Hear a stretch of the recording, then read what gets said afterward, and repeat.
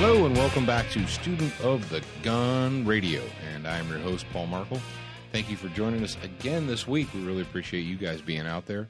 We appreciate all the feedback that you give us each and every week. When I say we, I mean myself and the boy wonder over there in his he's not in a glass case of emotion. I am. He's on the other side. He's the man behind the curtain. I am in the glass case of emotion. And there it is. Man behind the curtain. I'm literally behind curtains. That's right. He is literally, not figuratively, the man behind the curtain. He almost looks. He's got his big headphones on. He looks like he could be a DJ over there. I'm waiting for him to start scratching the turntables. Did you want me to?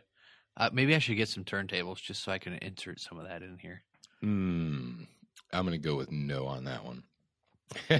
Well, folks, we've got a really incredibly big weekend down here at the Student of the Gun Southern Command Center here in Free America. This is the Beyond the Band-Aid and Force Options weekend. We're actually recording this. We just finished doing a successful Force Options class, and that is, Force Options is something other than a gun because, let's face it, not every problem that you encounter in the world is a gun problem. You can't shoot everyone or everything that is bothering or annoying you. Not legally, and not staying out of prison, you can't do that. You have to have other options, and that's what Force Options is all about. So we had a fantastic class today. We had several motivated students, went through some scenarios, learned all about OC and myths and understanding. We're gonna follow up on that in the future, but what we've decided to do, Jared and I, is because we do have a really busy week, is we're going to record this week's show in segments each day so that we don't have to stack it all up and try and do it all at once. Because believe me, by the end of the weekend of teaching all week long, my voice is not going to make 3 hours. Jared, how about your voice? You're over there. Don't even start yawning on the other side of the glass there, hippie. How you can see through the glass? You mean glass is transparent? Yeah, I see you yawning on the other side of the glass there. Oh, maybe I should take some SWAT fuel. It's been a long day. Well, duh. That goes without saying. Speaking of goes without saying, you like that segue that Jared just dropped on us there? Pretty slick, isn't he? He's slick like grease. I was going to say slick like frog lube, but... Well, SWAT Fuel, they are a sponsor of Student of the Gun Radio, and we truly appreciate them being on board with us. And one of the big benefits that you get for being an official student of the gun and listening to my voice each and every week, if you want to check out SWAT Fuel at swatfuel.com, and if you decide that you'd like to place an order, make sure that you're using the special promo code SOTG2014. That's Sierra, Oscar, Tango, Golf. For you military-minded people, 2014. That's 2014. Put that in there, and you'll save 20% off your total order from SWAT Fuel, swatfuel.com. Now, who else, Jared? Who else has decided to grace us with a super cool promo code? Brownell has decided to grace us with a super cool promo code. And this one is from August 1st to August 30th, so you need to get this in while you can. It expires August 30th, and the code is PEV. That's Papa Echo Victor. And what does that give us? They get $10 off orders of $50 or more. So basically, if you're planning on spending more than $50, it's like getting – here's what you do. Go on brownells.com, start shopping around. Find whatever it is you're looking for, an upper receiver or parts kit or whatever you're looking for, and you're like, oh, dude, that's $69. Well, what I can do now is I can go in and I can find something for $9.95 and put it in there, stick in my promo code, and it's like I got it for free. Or if you're really smart and you have several things that you want to order, you just do them on separate orders. As long as it's over $50 each order, you get $10 off. So you could really save more than $10. Dude, you just told them I don't know. It's kind of a super secret, but as long as now it's good for every order, right? Yeah, it says $10 off orders each order of $50 or more. Wow. So dive in there and save yourself $10 off of each order from Brownells. That's $50 or more. Now, let's not forget about our friends at Colt. Colt, the makers of the LE901 rifle. And also, and it is that time, and if you are a dedicated student of the gun, you should know this. What time is it, Jared? It's time for our Student of the Week, the Good Guy of the Week. Is that our what you're talking about? Excess Sights Good Guy of the Week. Excess Sights Good Guy of the Week. And this week is Kurt Andrews, and he's from Indiana. And he wants to know what he should do with a concealed handgun when and if he gets into a bad car wreck or needs medical attention. He says, what should I do if I need to be taken to the emergency room by ambulance, and how would you deal with this situation? Okay. Number one, just about every state, I know when I was a police officer, and I did a little bit of time working security in a hospital, that they had a designated procedure for dealing with people that were in car wrecks or, you don't even have to be in a car wreck. You just be injured or what have you and happen to have a gun on them. I wouldn't really worry too much about that. Well, here's what's going to happen. If you are in a wreck and you're conscious, when the EMTs come up or when the police officer comes up and they're going to pull you out, what I would just say is, hey, I've got a concealed gun or I've got a concealed pistol. And the trooper, the cop, would be like, where is it? It's on my right hip. It's whatever. Okay, great. The officers, they're used to dealing with weapons and firearms. They'll take it and they'll secure it.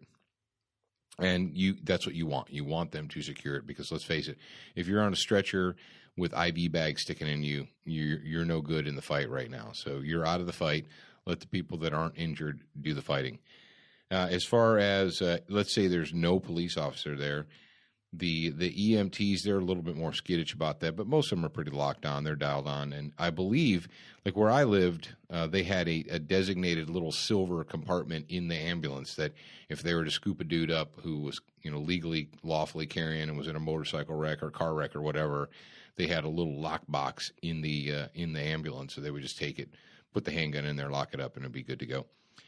The one thing that I would make sure though is to tell if you're hey, the good news is if you're unconscious, you're free from having to make that decision because it's going to be made for you.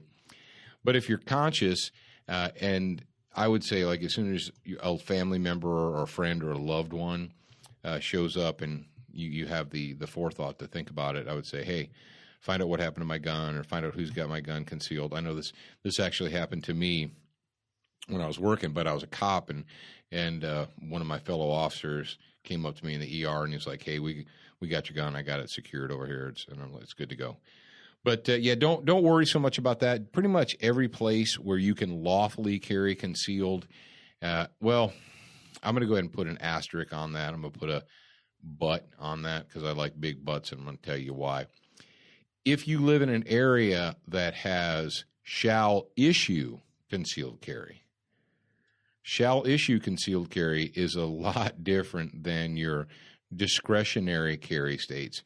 Unfortunately, the sad truth is in most discretionary carry states where you have to, basically beg permission from the state to carry a gun, quite often you deal with law enforcement officers, patrolmen, sheriff's deputies, or what have you, that don't normally deal with lawfully armed citizens. Now, down here in Mississippi, for example, or Texas or Florida or any other state in free America, your law enforcement officers are generally very used to dealing with people that lawfully carry, genuine, bona fide, armed good guys. And so it's not that big of a deal. It's not like some kind of like strange nuclear device that they're dealing with. So if you live in free America, you can pretty much be assured that the vast majority of cops that you encounter, if you'd be in a situation like this, they're not like super shocked and, what are you doing? Unfortunately, there are some states in the union that still feel that the peasant must come forward and seek permission from the king to be armed. And that's too bad, but, it is still America, and you still are free to leave those states if you choose to. Now, speaking of slave states, Jared's going to hit us with the slave state update. I like to teach you all the rules. I get to see them set in stone. I like it when you chain me to the bed, but then you see this first story actually came to us before we did last week's show, and we had so much stuff in the show that we couldn't get to it. But the title, it's from the BostonGlobe.com, and the title of the story is Police Chiefs rip change in Massachusetts gun control bill. Want discretion to turn down applicants. So you might be like, you're like, what? It says, Wesley Police Chief Terrence Cunningham held up pictures of rifles during a press conference on Tuesday to advocate for police chief discretion in issuing FID cards.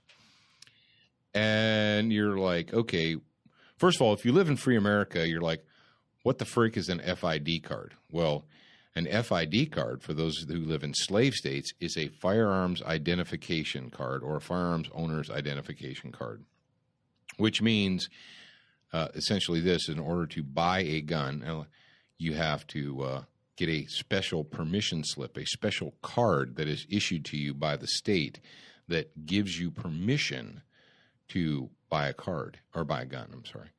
And you're like, no, hang on, brother.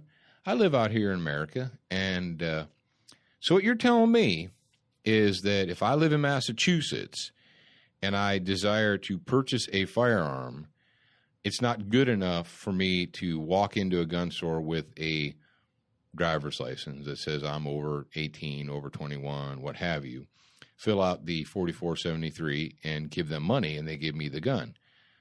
No. You have to have, in addition to that, a special permission slip. You're like, well, what if I don't want to go out and get that special permission slip? Well, then you're not allowed to own a gun. Do what? Okay. Let's talk about what the Boston Police Commissioner, William B. Evans, apparently he's auditioning for the job of Gary. If Gary the Enforcer ever decides to go do something else in Chicago, apparently Mr. William B. Evans is all set to take the Enforcer's job there in Chicago.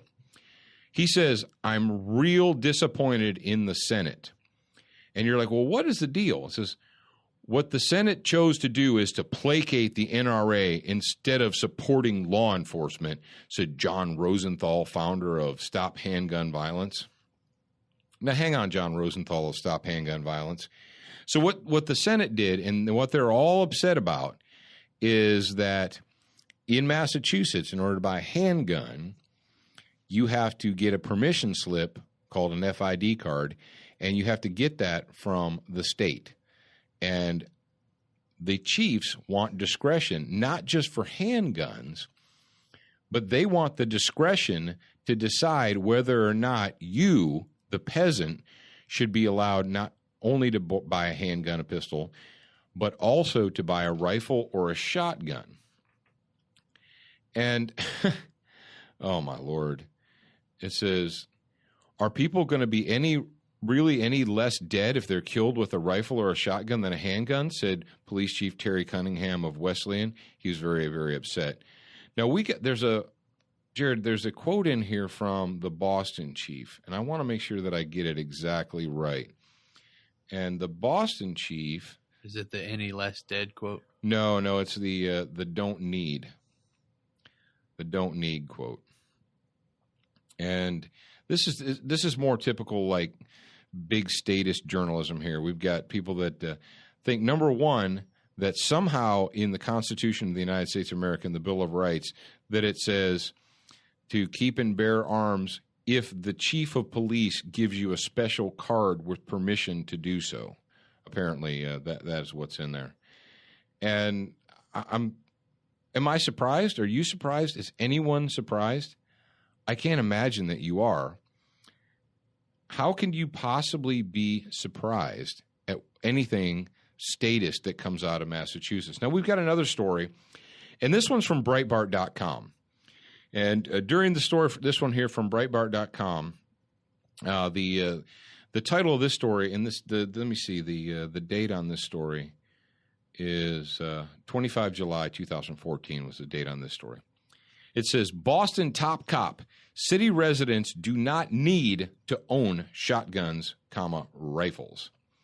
So according to Boston's top cop, it says that it says, according to Evans, this is a quote from Evans that was given to WGBH.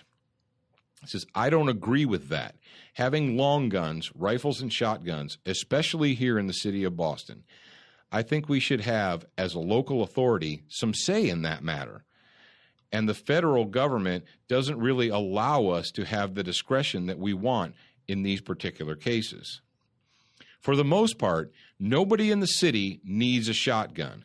Nobody needs a rifle. All right, let's dissect that for a second.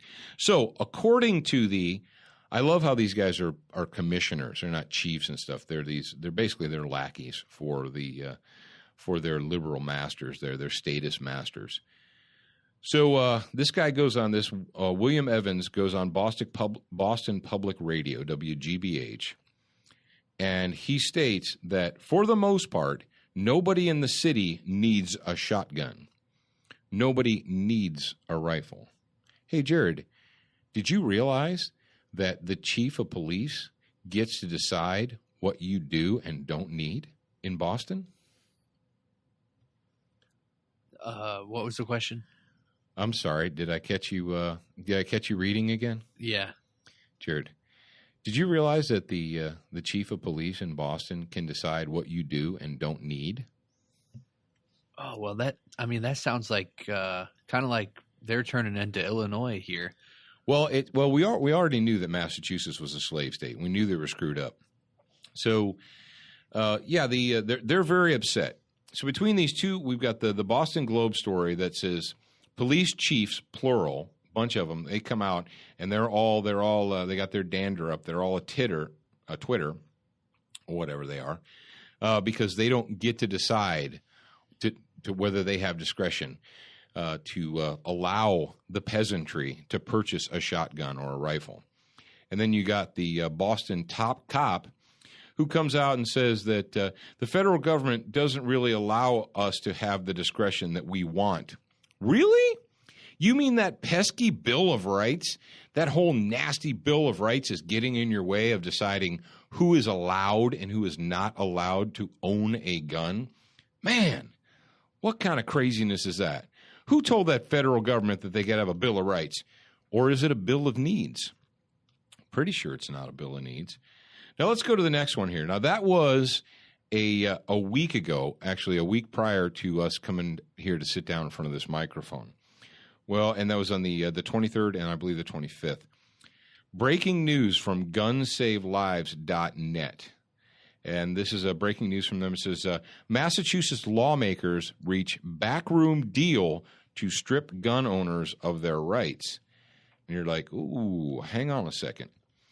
According to the story, it says, looks like Massachusetts lawmakers have reached a last-minute backroom deal to attack the rights of Massachusetts gun owners. Both the State House and Senate had previously passed different versions of the bill. Now, in the Senate bill, they took out the provision allowing the chief to deny you at his own discretion. Are you guys getting this? There are police officers in the United States of America that genuinely believe that they have the right and authority to decide who is allowed to own or purchase a gun and who is not. They believe that it is within their purview, within their constitutional authority as representatives of the state, just to arbitrarily decide whether or not they're going to grant you permission to own a gun.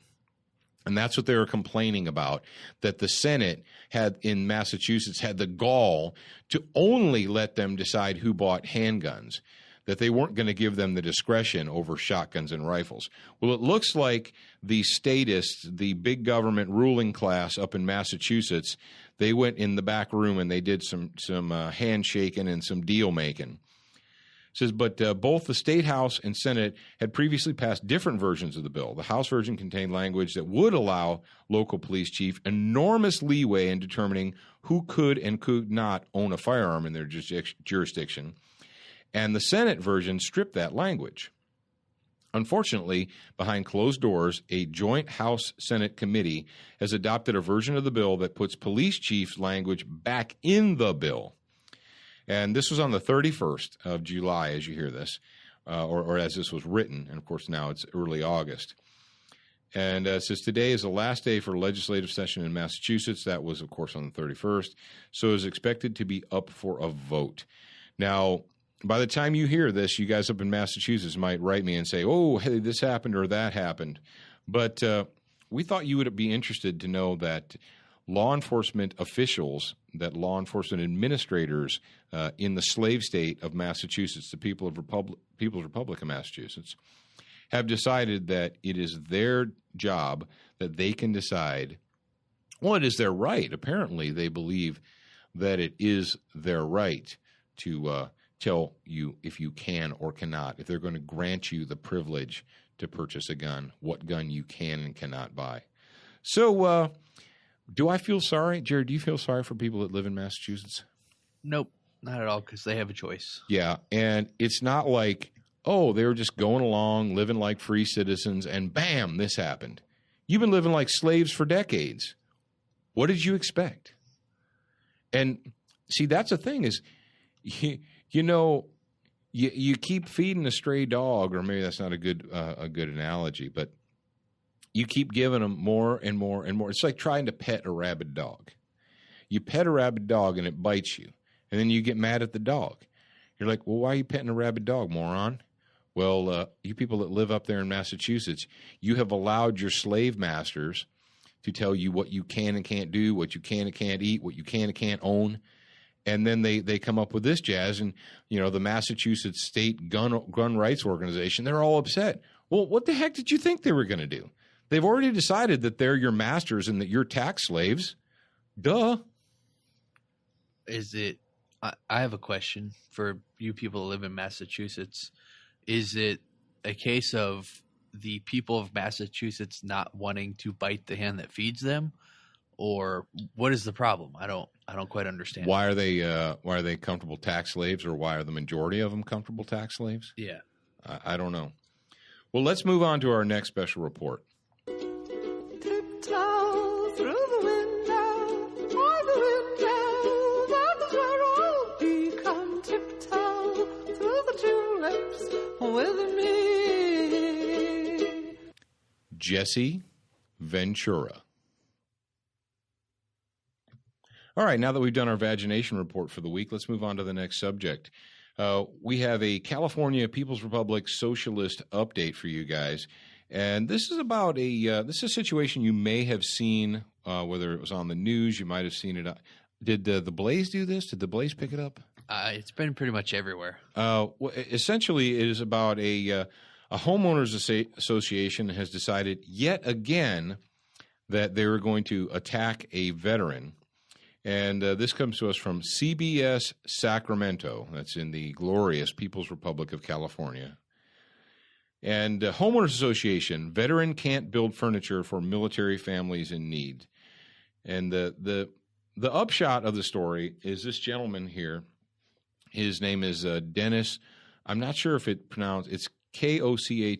I don't know Coker. if you Dennis pronounce Coker. it Coker. Okay. Dennis Coker has been building. He is a Vietnam veteran himself, and he lives very close to a United States Air Force base. And so what he's been doing for, 12 years, Jared? 14. 14 years is he builds furniture in his own garage out of his own pocket, one piece at a time. He builds dressers and cabinets and so forth. And he donates these to young military families through the Air Force base. He's got basically a setup where he builds the furniture, and the Air Force lets him know, okay, this young family could use a dresser, this young family could use this. Well, the Homeowners Association has decided that they don't like him running his own business out of his home, and he needed to get permission to do that. Is a business not something that you make a profit from? Well, I don't know, Jared. That's what I thought it was. But so 2 years ago, in 2012, the Homeowners Association demanded that he apply for a business license, right? In order, if he wanted to keep building furniture in his garage, they demanded that he apply for a business license. So he complied with them, and he did. He got a business license. And then here just recently, they came up and they're like, oh, well, we've been getting complaints of, listen to this, noxious fumes and odors coming from your garage, and you have to cease and desist everything. And now, a really kind of an interesting note on this story. We saw this story about a week ago or so. Actually, it was my brother that sent it to me the very first time. And then after my brother sent it to me, I probably got it 3 or 4 more times. Well, Dennis, actually, he reached out to you directly, didn't he, Jared? Yeah, he contacted Was it a friend me of on Dennis, Facebook. or was it himself that reached out to you originally? It was Dennis. Okay, go ahead and tell the audience. You kind of been communicating, emailing back and forth with him. Let him know what the background or what's going on with this case right now. Well, I had an opportunity to chat with him a little bit, and he's a really nice guy, and he's a Vietnam veteran who he does woodwork in his free time, and he gives it to the military housing, or he gives it to military families that are in need. And he said he's given some to his neighbors as well. And basically, he's been doing that for 14 years, and it has never been a problem. And he said, I've built furniture as a hobby and donated over 50 pieces to men and women in the military. And the general manager is now trying to close him down because he says he's operating a business, which I don't agree with that, because a business is for profit. But anyway, he needs your help. He's got his first hearing is on August 5th, and he's convinced, and I'm convinced as well, that the only way that this is going to dissolve is with the help of the public. And he gave me the contact info for the general manager, and the general manager's name is Fred Turner, and his email is gm@lop.org, as in general manager at Lake of Pines. And if you want to call him, since this is kind of a timely manner, it's 530-268-1141. That's 530-268-1141, and his name is Fred Turner. Okay. Just number one, like public schools, if there's no way on planet Earth I would ever submit to any kind of homeowners association nonsense. It's crap. I don't know how we got to this point in the United States of America where someone convinced us as citizens that we were required to, what have you. Like, well, you don't understand, Paul. I really, really want to buy a house in this neighborhood or on this lot, or I want to build a house on this lot because it's just so beautiful and my wife loves it and blah, blah, blah, blah, blah. And the only way I'm allowed to do that is if I agree to be part of the homeowners association. You're setting yourself up for failure, okay? You're either setting yourself up for failure or you're setting yourself up for subservience, and you're going to have to bend over and scrape for these little mini dictators, these little douchebag mini dictators that set themselves up. Here's what a homeowners association is. I'm going to go ahead and tell you, Jared, your homeowners association is no different than your local range Nazi. All right. You guys know what I'm talking about. Maybe you're on a member's range. Maybe it's a public range. It's a range that you have to pay, $100 a year, $200 a year to go use this range. And go ahead and write me letters if you want. It's the truth, and if it hurts your feelings, tough noogies.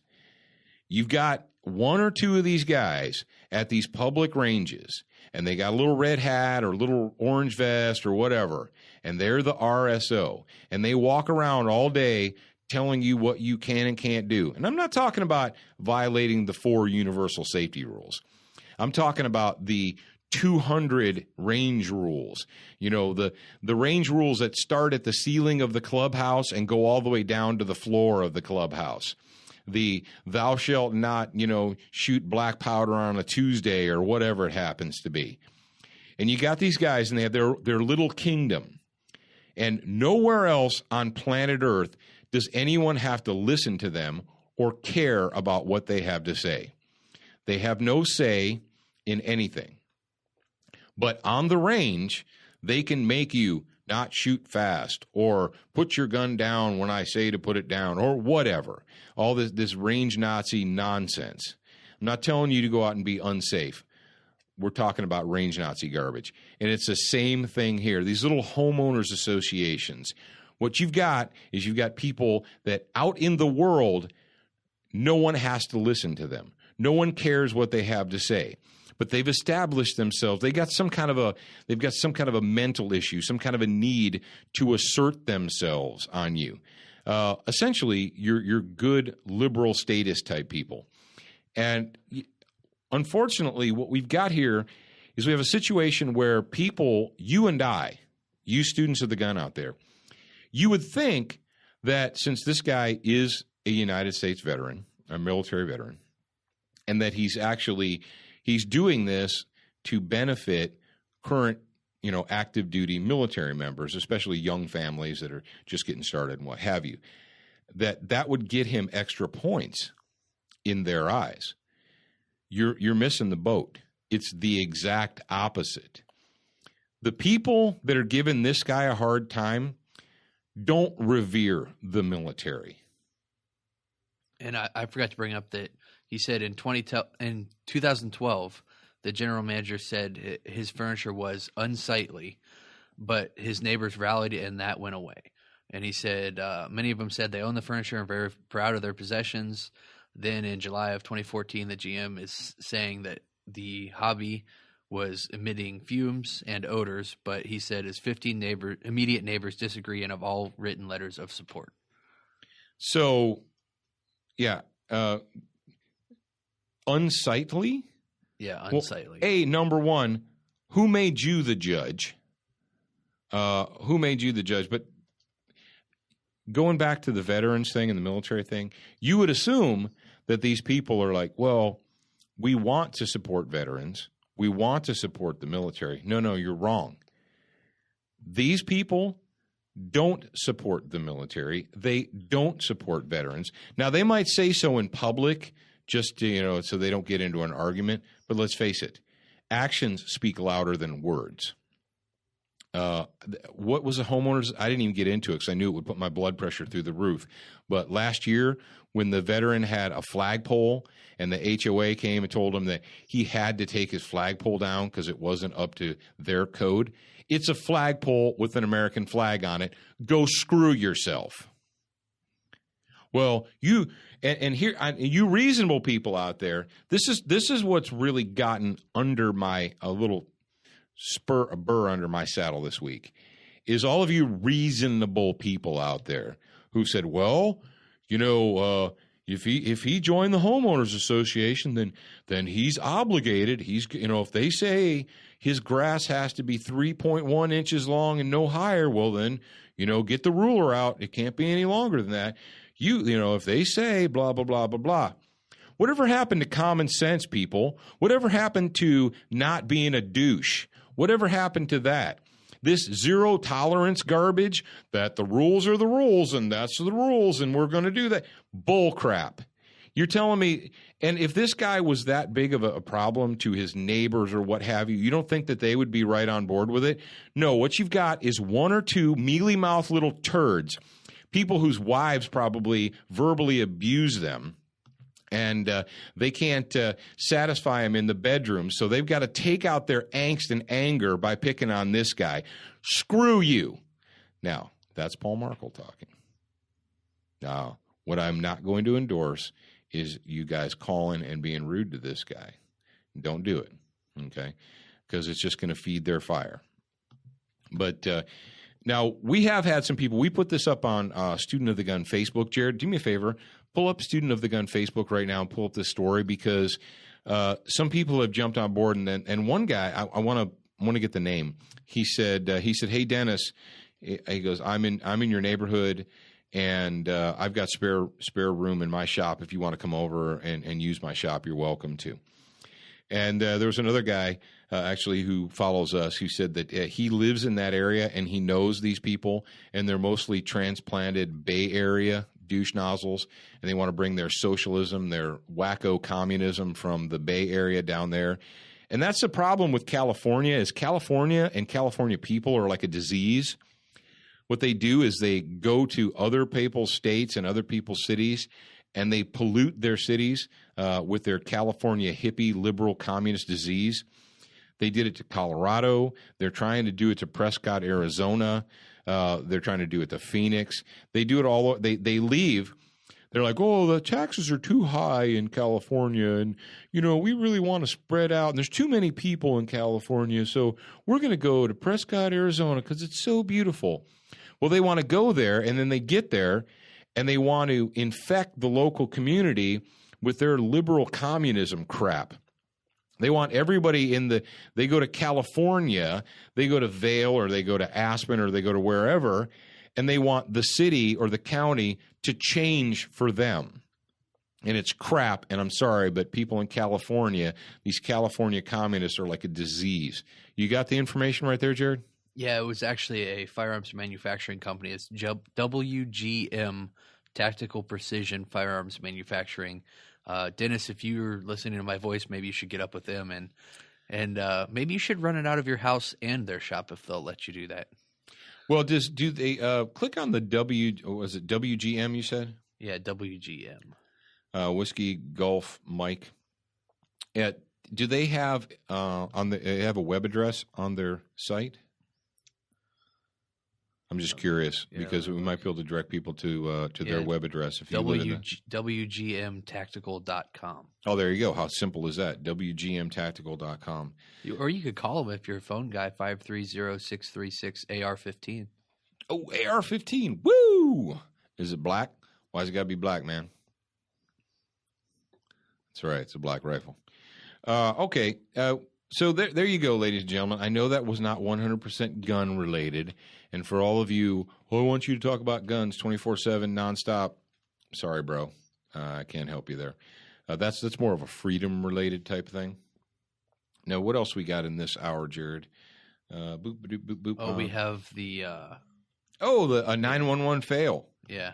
Okay. Maybe we should. There's so many of these. Maybe we should come up with a whole song 911 fail thing. Yeah, no kidding. A 911 failure. Well, we did. Maybe we should do the what you're gonna do when they come for you. No. We got a 911 fail. Public Enemy. Oh, that's right. Get up, get down. 911 is a joke in your town. This comes to us from mystateline.com. Now, this is one thing that it annoys me. Oh, okay, here we go. This is from Rockford, Illinois, the glorious People's Republic of Illinois. And it says, Rockford, a local man is beaten in his home while informing police of a break-in. It says it happened Tuesday morning, and this would have been a week ago Tuesday as you hear this.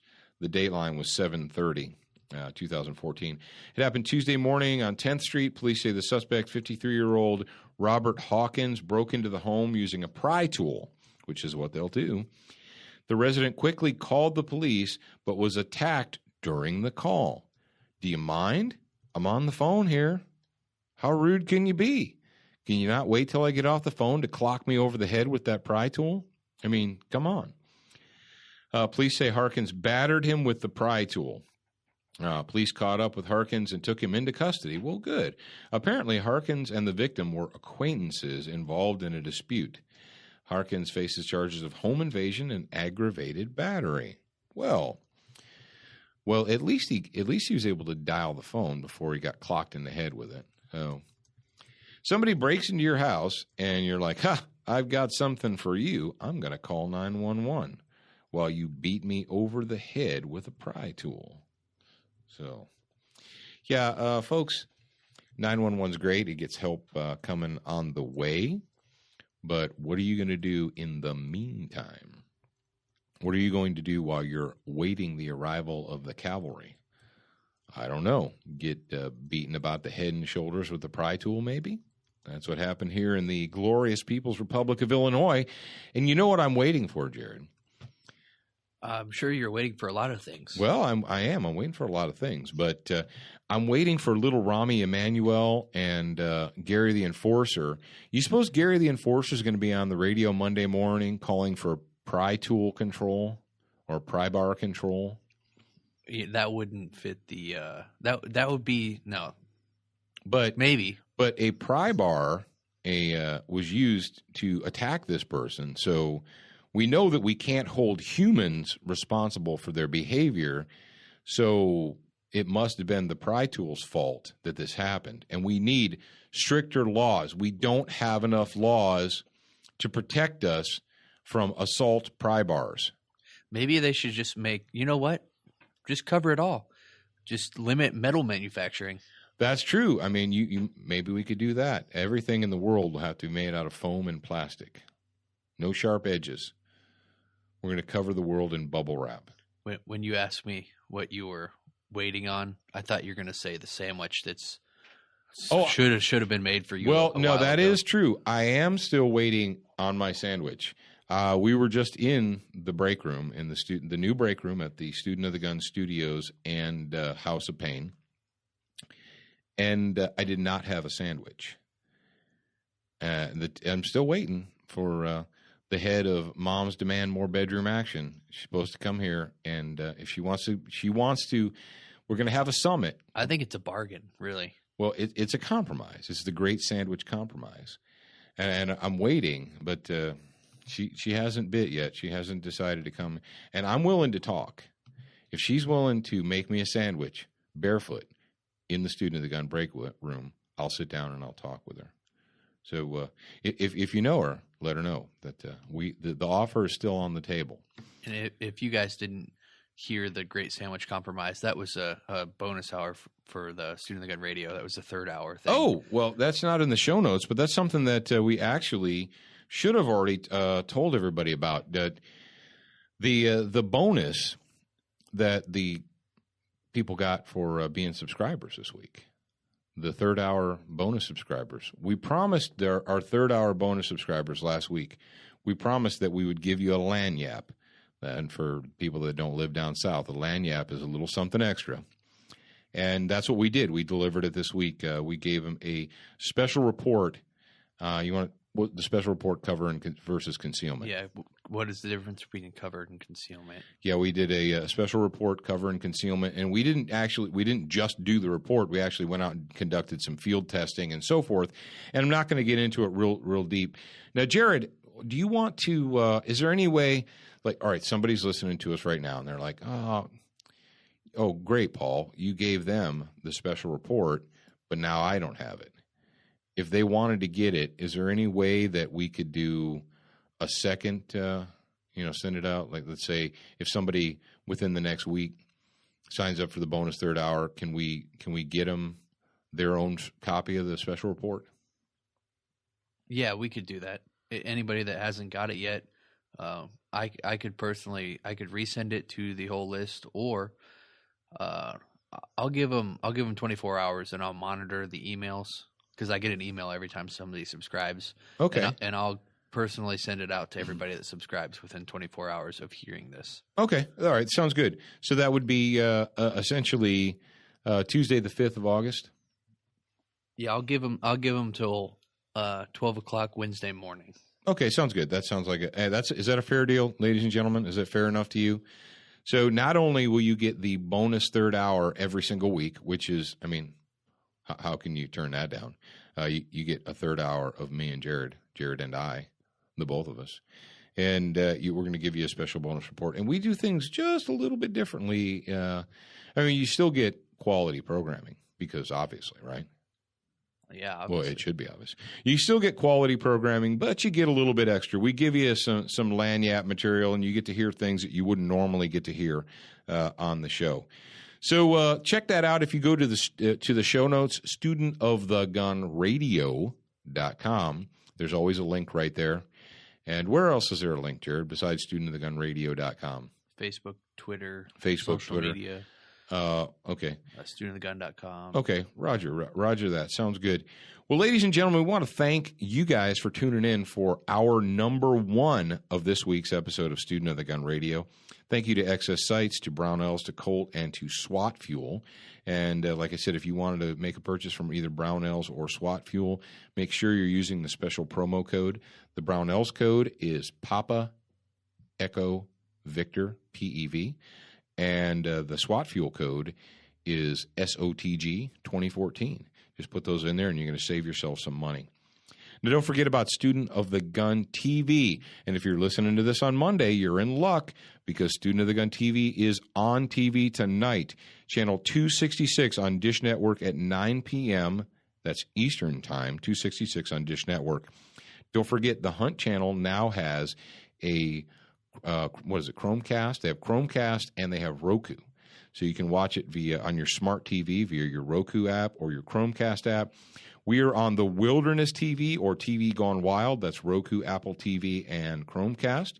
You can always, each and every week, Jared puts up the show on studentofthegun.com. You can watch it from any mobile device. And thank the Lord, we sacrificed enough goats and calves or sheep or whatever. And the mobile app is back up and it is working. It is free. So don't forget about that. You can download the mobile app for your iPhone, your iPad, or your Android device. And the reason we're able to provide you with that, and we're glad that we are, is because of our good friends at Century Arms. They are the official mobile app sponsor.